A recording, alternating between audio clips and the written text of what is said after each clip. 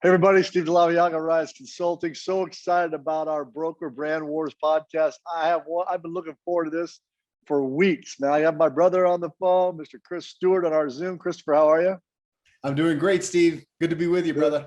Now this is a great story. So Chris was with Intero, which is one of the largest, best brands in all of Northern California and California for that matter, for 7 years.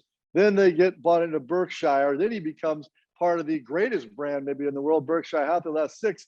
And then he leaves and shocks the real estate world by going to a company called Place.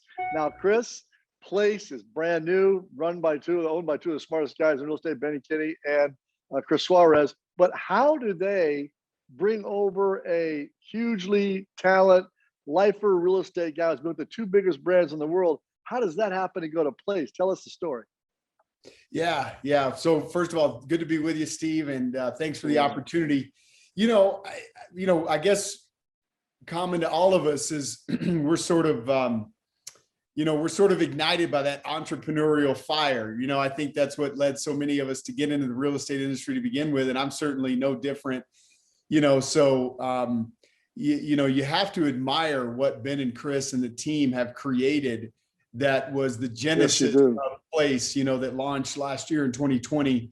And that was sort of, that was the starting point, was just that entrepreneurial fire, and then you get to meet those guys and you get to meet the extended team. You see what they've created and what they've already been able to build in such a short time.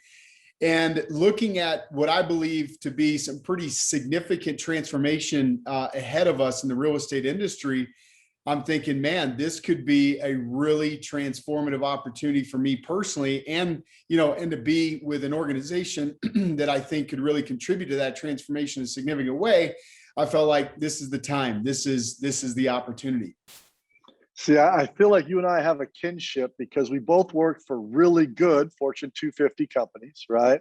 Was nothing. They were great. Loved being there. Still, I don't wear the jersey anymore, but like you, we all root for this. We root for that team, right? That Berkshire Fidelity team.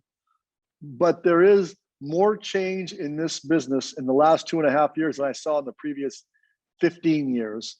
And I think people get success creates a complacency that sometimes people don't see because there's plenty of profit and everyone's winning. And so what we're doing must be working.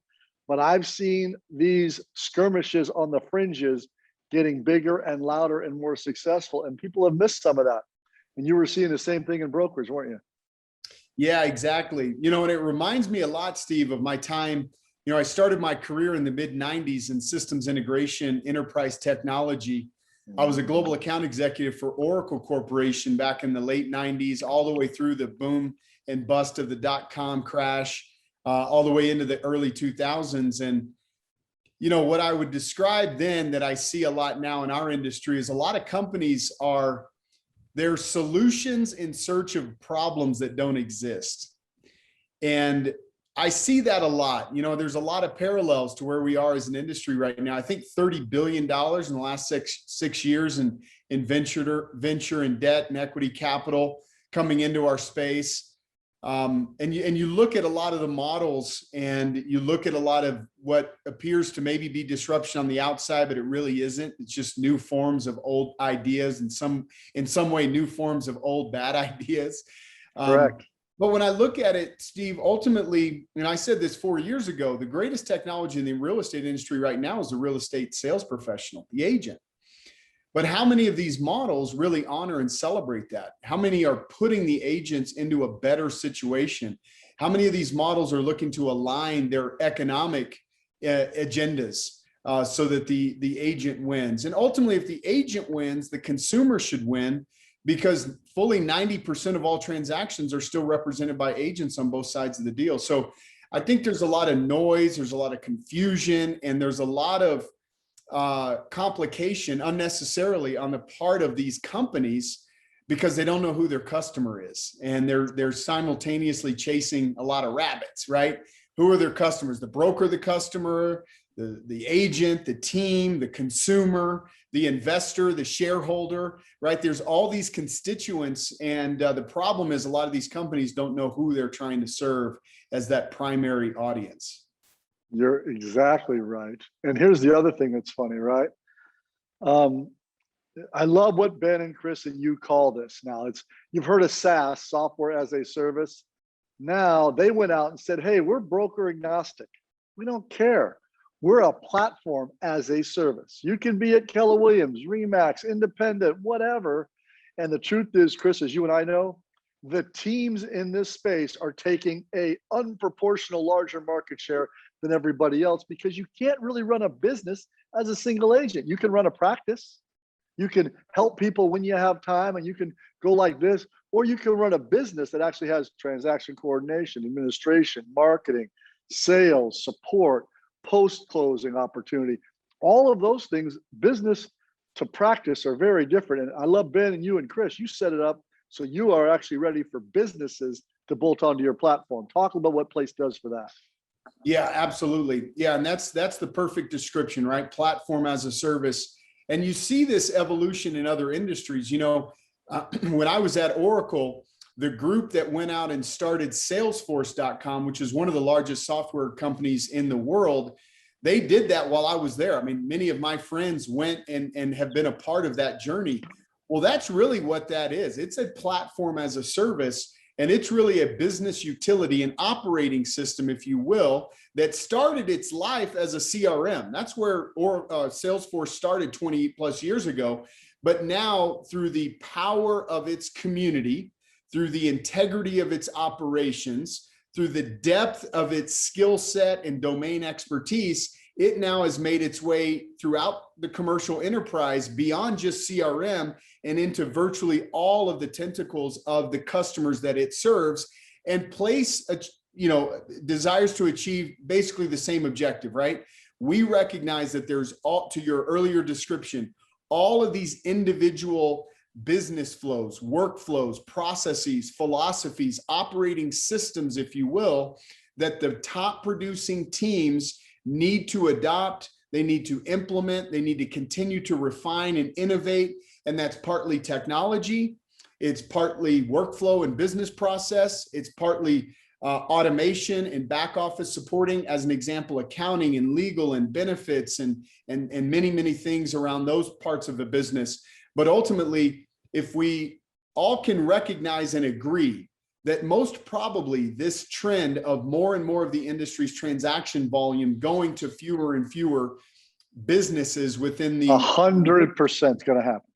Then the question is, who are those businesses? How do they operate? And most importantly, what operating systems and platforms are they plugging into to take advantage of this, this future evolutionary trend that we're seeing right now? And that's where Place comes into being. And this is important before getting into some of our deeper stuff. But what Place is, if I'm an elite team, how do I join Place? Do I have to leave my brokerage? Can I just join up? What's the cost? Walk me through the model so people listening can understand it. Yeah. So I think the first thing is we are broker agnostic. So we don't want or expect or need any team that comes onto the Place platform to leave where they are today. Because as we both know, there's a lot of value locally and regionally and perhaps nationally in the relationship that agents or teams have with their existing broker or brand. And we don't want to dilute that. We don't want to ignore that.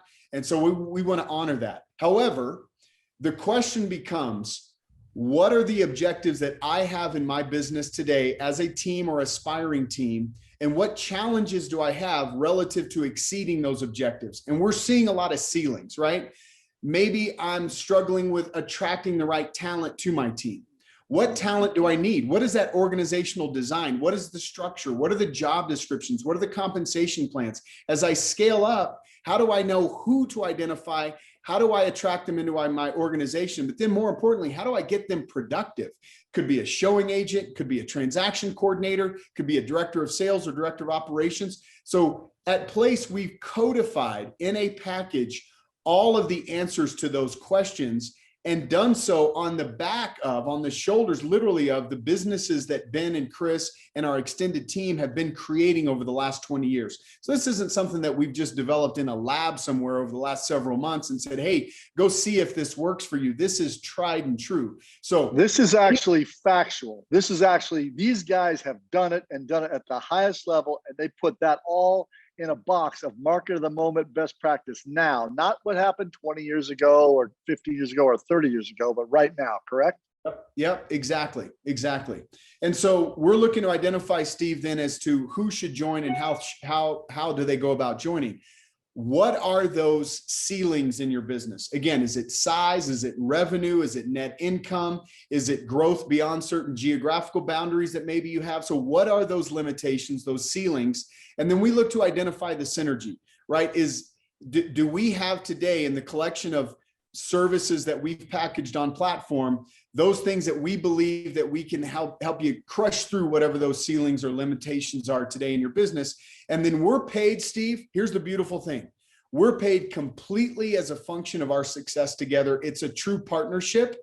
So we look at sharing as a percentage of the profit after all expenses are paid.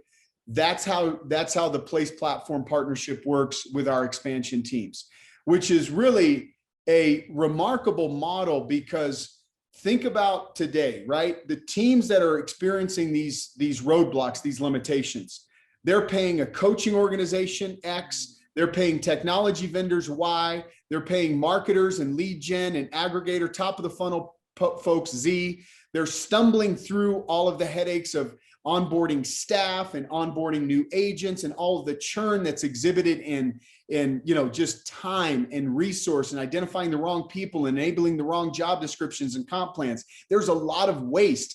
And all of those things, by the way, that's what we're seeing that are leading the teams to inquire with Place to say, hey, is there a better way? Has someone paid the dumb tax for me, right? So we've done all of that. We've systematized and packaged all of that. And ultimately, we want to drive a better net income. So in other words, a lot of teams right now, what I'm seeing, Steve, is they're, generally speaking, I'm seeing one of two scenarios. Either A, teams that are basically bumping against the same gross commission income, $1.5, $2 million. They just can't get past it for any number of the reasons I've already described. And within that, their income is marginal, maybe 10, 15, maybe 20% at the very, very best. The other scenario I'm seeing is for those teams that are growing their top line, they're actually chasing top line growth by expanding their expenses. So in a lot of situations, their expenses are actually below, going up. So their net income is eroding. Net income may be below 10% net operating income. So in either scenario, we want to bring them into our world, really work through a consultative discovery process, identify what these limitations are, associate those limitations with what we have on platform today at Place, all of our operating systems and our community, our technology, et cetera. And so what we're seeing, real world results. First of all, a lot of our teams have doubled, tripled, quadrupled their production in the last couple of years.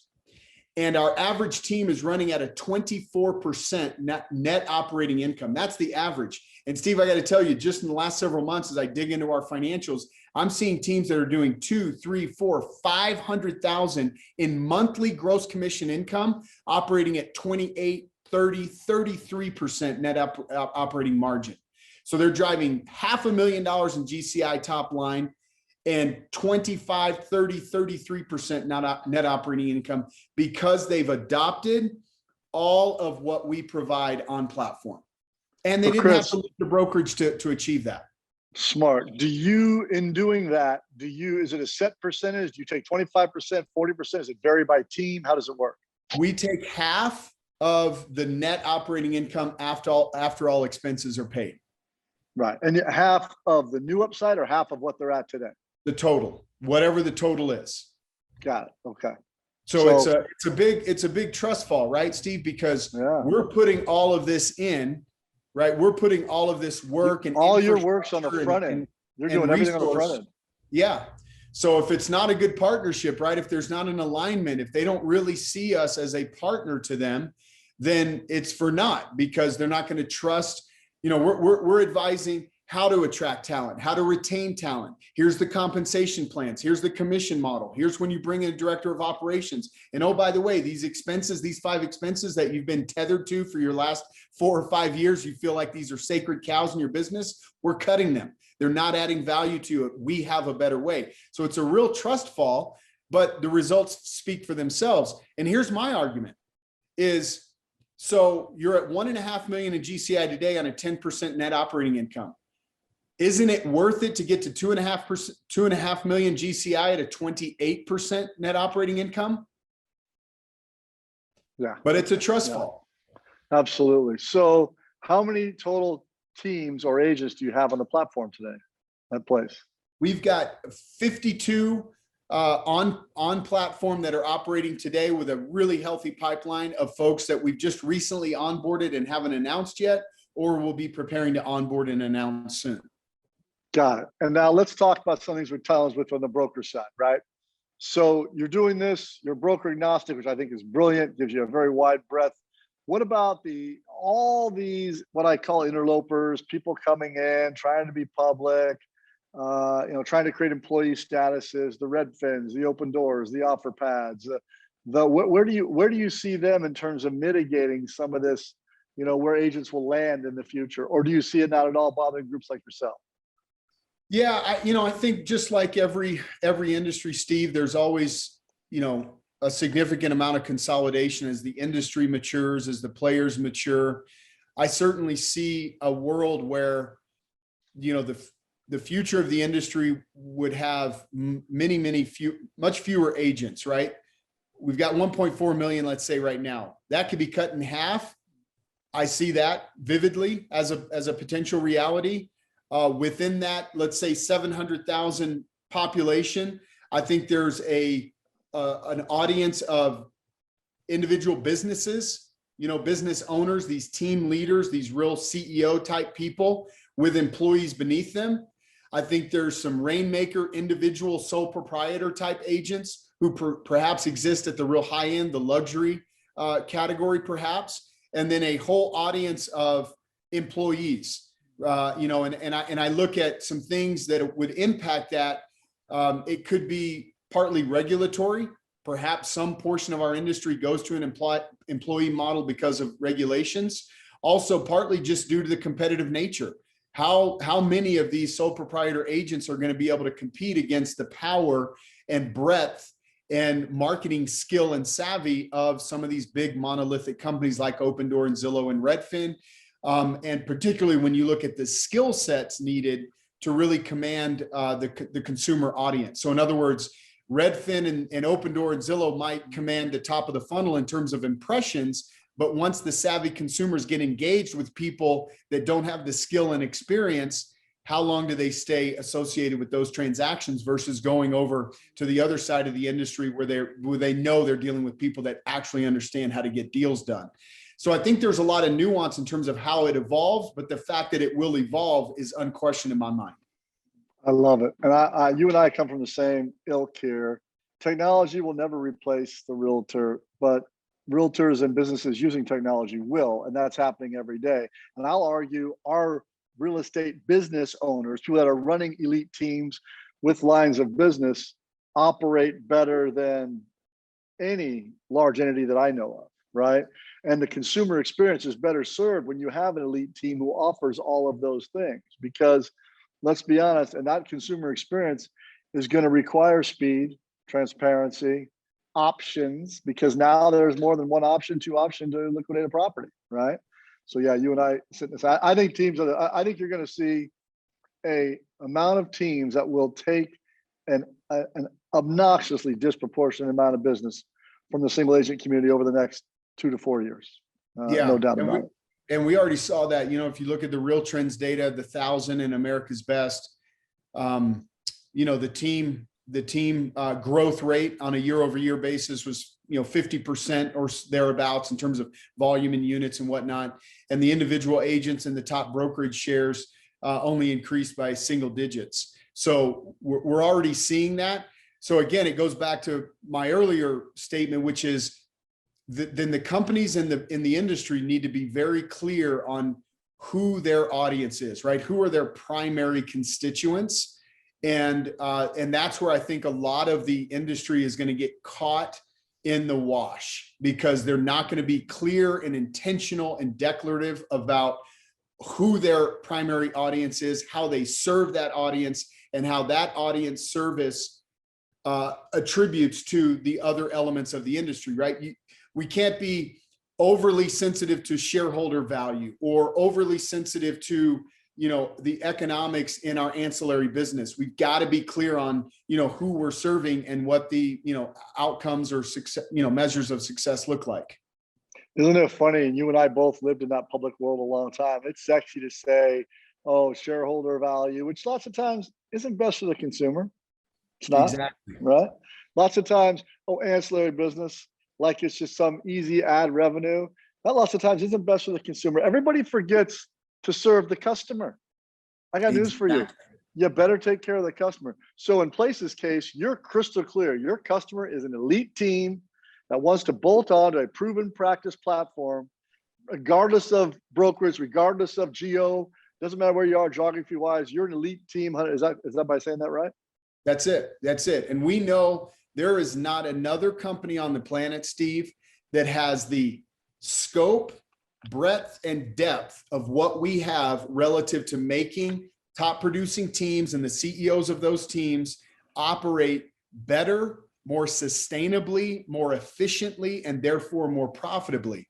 So then let me translate that into the next constituent audience for us, which is the consumer. So in other words, what we're looking at is how success will be measured by our teams is ultimately growth, sustainability, and profitability. How do we do that? Number one, we have to deliver a delightful consumer experience. So everything will be merchandised through our teams and their agents, right? But what we're delivering through them has to be, number one, a delightful consumer experience.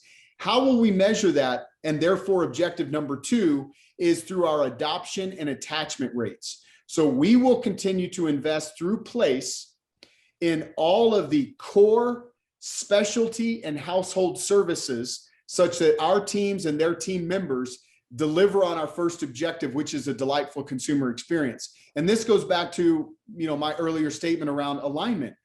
How can any organization, enterprise in the industry say that they're delivering a great consumer experience when only 25, 30%, best case, of their consumers are using their mortgage product? It's a non-starter. You're not going to deliver a great consumer experience when only a fraction of your consumers are using your important integral core services, right? And so that's why number one, consumer experience objective is tightly coupled to number two, which is the adoption attachment rates. And number three is the enterprises that win will be those that understand how to measure and optimize their consumer acquisition costs. So a lot of these these new companies into the industry, Steve, as you know, they are completely misguided on their consumer acquisition costs. Many of these companies don't amount to much more than just a new gimmicky advertising model. And they're willing to spend billions of dollars because public markets, in terms of IPO public markets, and private investors are willing to give them that money. And we believe that the most sustainable models moving forward will understand consumer acquisition costs and understand how to optimize it.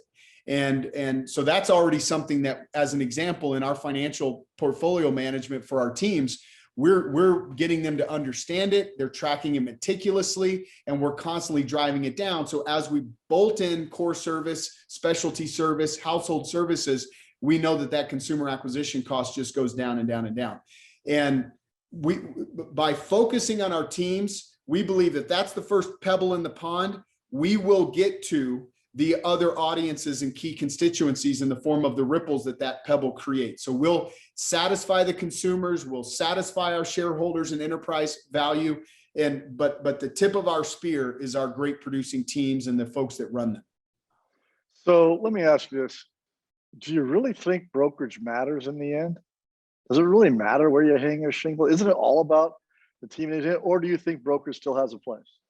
Well, I think that for those brokers who have a a focus, have had a focus traditionally on adding value to their agents, creating the right environment locally, creating a good culture. They have a good name in the industry. In other words, they're trying to lead and they're trying to do the best for the industry. I think those brokers matter and will continue to matter, because even if I'm an elite team working a local market, let's say for place, there's still a lot of value in me being tied to the other top producing agents in my marketplace. Particularly in environments where we're at right now, where inventory is so constrained, as an example, being connected to the local building community.